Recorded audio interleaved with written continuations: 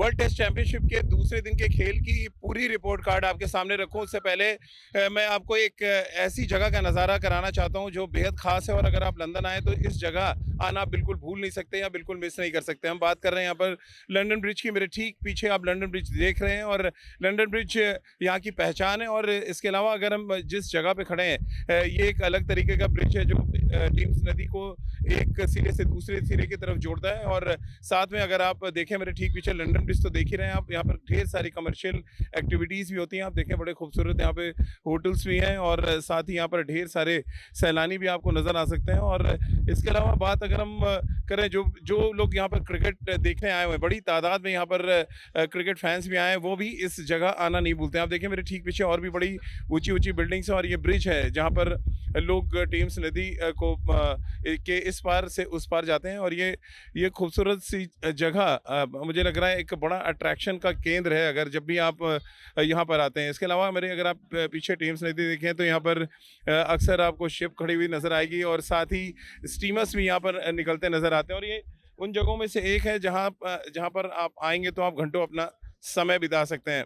साथ ही अगर हम बात करें एक बार फिर मैं आपको दिखाता हूँ जरा कि किस तरह से यहाँ पर ढेर सारी ऊंची ऊंची इमारतें आपको नज़र आएंगी और यहाँ पर अक्सर लोग शाम को वॉक करते नज़र आएंगे और वॉक के साथ साथ यहाँ पर अपनी फैमिली के साथ टाइम स्पेंड लोग करते हैं। और ठीक उसी तरह से देखिए लंदन ब्रिज में मेरे ठीक पीछे आप देख पा रहे हैं और उसके अलावा ढेर सारी बिल्डिंग्स भी आप देख रहे हैं। ये बहुत ही कमर्शियल एक्टिविटी के लिए बहुत ही जाना पहचाना प्लेस है अगर हम बात लंदन की करें। और जब लंदन आप आएँ और ख़ासतौर से क्रिकेट मैच कवर करने आएँ तो इस जगह ज़रूर आएँ क्योंकि यहाँ की शाम बहुत सुहानी होती है। लेकिन बड़ा सवाल यही है कि क्या भारतीय टीम के लिए जो शाम रही ओवल के मैदान पर वो सुहानी रही, क्योंकि WTC यानी कि वर्ल्ड टेस्ट चैंपियनशिप के दूसरे दिन भी भारतीय टीम की रिपोर्ट कार्ड बेहद ख़राब रही है। क्योंकि पहले 327 रन आपने पहले दिन बनवाए और उसके बाद जब दूसरे दिन का खेल शुरू हुआ तो भारतीय गेंदबाजों ने थोड़ी वापसी तो कराई, लेकिन जब स्कोर बोर्ड पे 450 रन से ज़्यादा लग जाएं तो फिर ना तो मौसम आपके जहन में आता है ना पिच आपके जहन में आती है, आपके जहन में सिर्फ घूमती है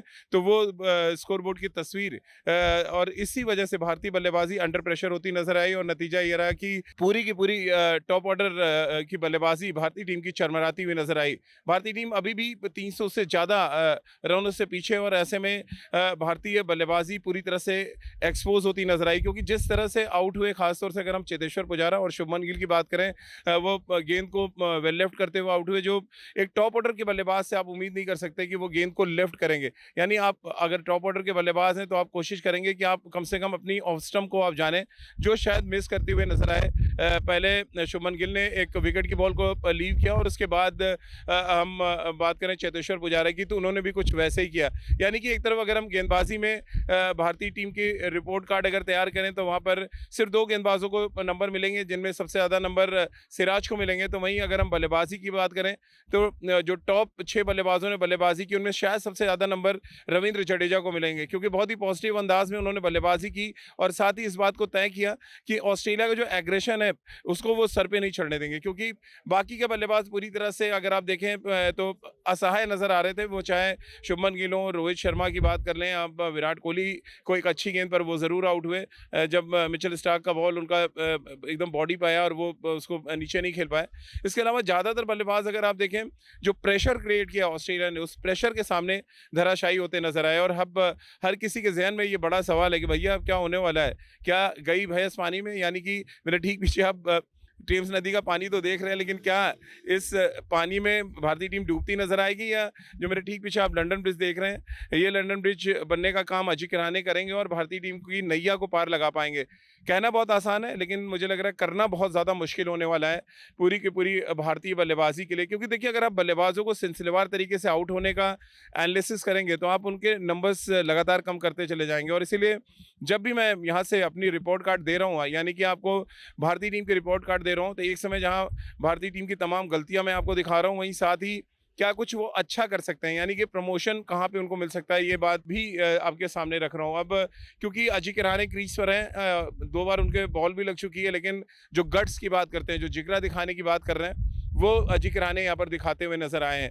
तो एक तो अजिंक्य रहाणे को यहाँ पूरे नंबर, रविंद्र जडेजा को पूरे नंबर, लेकिन टॉप 4 बल्लेबाजों के मुझे लग रहा है पहली पारी के आधार पर, यानी होता है ना जैसे कि हाफ ईयरली एग्जाम होते हैं, फिर आपका एनुअल एग्जाम होता है, तो हाफ ईयरली एग्जाम यानी पहली पारी में तो ज़्यादातर बल्लेबाज फेल होते हुए नजर आए, जो रिपोर्ट कार्ड के लिहाज से, भारतीय टीम के लिहाज से बहुत अच्छा नहीं है। और इसीलिए 2 दिन के 6 सेशन के खेल में लगभग 5 सेशन ऐसे रहे जहां पर भारतीय टीम बैकफुट पर रही है और ऑस्ट्रेलिया ने डोमिनेट किया। और इसी वजह से अगर आप देखें, अभी भी ऑस्ट्रेलिया बहुत कमांडिंग सिचुएशन में, हालांकि अभी भी 3 दिन का खेल है। और जब हम फैंस से वहां पे बात कर रहे थे तो बहुत से लोग निराश थे, तो कुछ लोग इस बात को लेकर भी आशावान थे कि अगर हम 300 के आसपास तक पहुंचते हैं तो इस टेस्ट मैच में अभी भी भारतीय टीम वापसी कर सकती है। लेकिन ये कहना बहुत आसान है, जैसे ही आप मैदान पर जाते हैं और मैदान पर जब ऑस्ट्रेलियन बॉलर्स का एग्रेशन देखते हैं, उनकी जो प्रिपरेशन देखते हैं, वो बहुत कमाल की प्रिपरेशन है। मैं आज सुन रहा था कमेंट्री में, तमाम जो एक्सपर्ट्स हैं वो कह रहे थे कि ऑस्ट्रेलिया ने सिडनी में कम से कम 3 या 4 महीने पहले से उस कॉरिडोर पे बॉलिंग करना शुरू किया, यानी कॉरिडोर ऑफ अनसर्टेनिटी जो बोलते हैं, कि जहां पर आपको पता ना हो कि गेंद अंदर आएगा या बाहर जाएगा।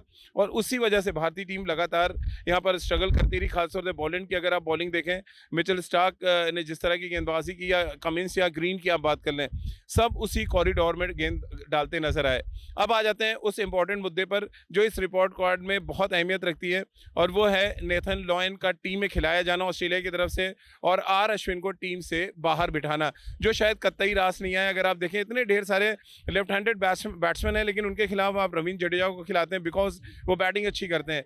तो ये एक बड़ा परेशानी का सबब है। साथ ही अगर हम बात करें, अगर आपने शार्दुल ठाकुर और उमेश यादव को खिलाया, तो चलिए शार्दुल ठाकुर ने 2 खराब गेंदों पे विकेट जरूर लिया, मैं बहुत ज़्यादा उनको रिपोर्ट कार्ड में अपने नंबर नहीं दूंगा, लेकिन उमेश यादव जिनको एज अ बॉलर खिलाया गया, उनका जो कंट्रीब्यूशन रहा वो नील के बराबर रहा। और ऑस्ट्रेलिया इस टेस्ट मैच में अगर कमबैक कर पाई तो उनके सिर्फ 1 ओवर से कमबैक करने में वो कामयाब रहे। तो कुल मिलाकर दूसरे दिन का जो रिपोर्ट कार्ड है वो पूरी तरह से ऑस्ट्रेलिया के पक्ष में है। भारत, अगर आप 100 में से मुझे रिपोर्ट कार्ड में अंक देने की बात करेंगे और पूरी ओवरऑल टीम एफर्ट की बात करेंगे, तो ऑस्ट्रेलिया को मैं 70 से 80% नंबर दूंगा दूसरे दिन के खेल में। वहीं अगर हम बात ऑस्ट्रेलिया की भारत की करें, तो भारत को सिर्फ 20% नंबर इसलिए मैं दूंगा कि 327 के बाद अगर आप 142 रन और जोड़ने देते हैं, यानी कि 469 रन आप बनाने देते हैं ऑस्ट्रेलिया को, तो ये बहुत काबिल तारीफ है। लेकिन तब तक गाड़ी जो है निकल चुकी थी स्टेशन से, यानी कि जो बात है वो आपके हाथ से निकल चुकी थी, क्योंकि 327 रन 3 विकेट के बाद तो फिर आपकी वापसी जो है वो बहुत मुश्किल हो जाती है, और भारतीय टीम के साथ फिलहाल वैसे ही होता नजर आया। अब बड़ा सवाल ये है कि तीसरे दिन आप क्या कुछ करेंगे। हाथ में आपके सिर्फ अजिंक्य रहाणे और के भरत हैं, जिनके दोनों के हाथ में बॉल लग चुका है। पिच में थोड़ा वेर एंड टेयर है, थोड़ा बॉल ऊपर आ रहा है, कभी नीचे रह रहा है, और जैसे जैसे ये टेस्ट मैच आगे बढ़ेगा, एक बात तो तय मानिए, यहाँ पर बल्लेबाजी करना मुश्किल होता जाएगा। हालांकि जो ओवल के पिच को जानते हैं, समझते हैं, उनका ये कहना है कि चौथे दिन बहुत अच्छा खेलती है, यानी चौथी पारी में ओवल की पिच बहुत अच्छा खेलती है। लेकिन जिस तरह से आज मैंने पिच को ऑब्जर्व किया, मैं पूरे दिन आज मैच देख रहा था, कतई आसान नहीं होने वाला यहाँ पर बैटिंग करना।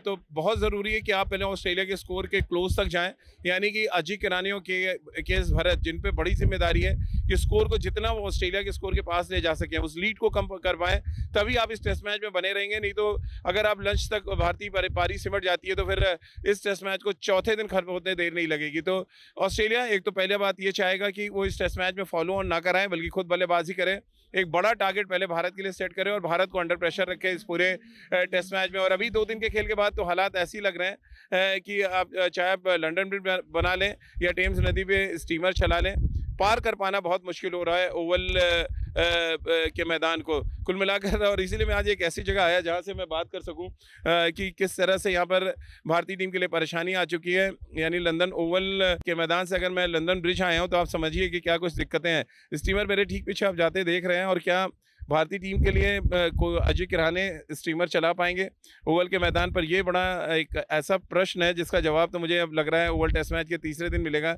लेकिन एक बात तो साफ है कि ऑस्ट्रेलिया ने इस जगह जैसी खूबसूरत क्रिकेट खेली है, जैसे कि मैं एक बार फिर आपको दिखाना चाहूँगा, बहुत ही शानदार जगह है जहाँ पे आप आइए, और अगर आप अच्छा प्रदर्शन करके आ रहे हैं तो फिर आप अच्छी सी कॉफ़ी यहाँ पर बैठ के पी सकते हैं और अपने अच्छे प्रदर्शन को मैदान पर जो आपने किया है उसको एंजॉय कर सकते हैं।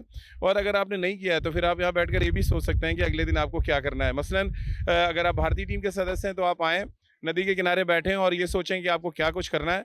और अगर आप ऑस्ट्रेलियाई टीम के सदस्य हैं तो आप जश्न के बारे में तैयारी कर सकते हैं कि जश्न आपको कहाँ मनाना है, इसके लिए आप अपनी तैयारी करें इस जगह पे बैठ के। तो लंदन ब्रिज से राजीव के रिपोर्ट कार्ड में फ़िलहाल इतना ही। तीसरे दिन एक बार फिर हम लंदन की कुछ अलग जगह से क्रिकेट की बात करेंगे, यानी कि क्रिकेट की रिपोर्ट कार्ड आपको दिखाएँगे, साथ ही लंदन की सैर भी कराएँगे। बहुत-बहुत शुक्रिया आप सभी का हमारे साथ जुड़ने के लिए।